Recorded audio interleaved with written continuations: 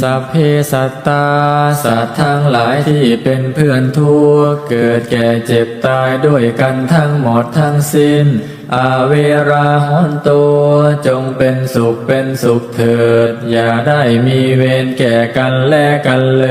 ยสัพเพสัตตาสัตว์ทั้งหลายที่เป็นเพื่อนทุกข์เกิดแก่เจ็บตายด้วยกันทั้งหมดทั้งสิ้นอาภัยาปัชชาหนตุจงเป็นสุขเถิดอย่าได้เบียดเบียนซึ่งกันและกันเลยสัพเพสัตตาสัตว์ทั้งหลายที่เป็นเพื่อนทุกข์เกิดแก่เจ็บตายด้วยกันทั้งหมดทั้งสิ้นอานิฆาหนตุจงเป็นสุขเถิดอย่าได้มีความทุกข์กายทุกข์ใจเลยสัพเพสัตตาสัตว์ทั้งหลายที่เป็นเพื่อนทุกข์เกิดแก่เจ็บตายด้วยกันทั้งหมดทั้งสิ้นสุขีอัตตานังปริหารันตัวจงมีความสุขกายสุขใจ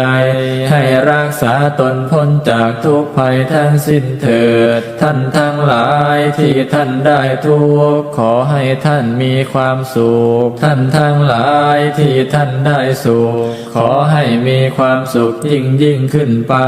สัพเพสัตตาสัตว์ทั้งหลายที่เกิดเป็นชาลาภูชาที่เกิดเป็นนันทชาติที่เกิดเป็นสังเสทชาติที่เกิดเป็นโนปาติกาจงมารับเอากุศลผลบุญให้ทั่วทุกตัวสัตว์เถิด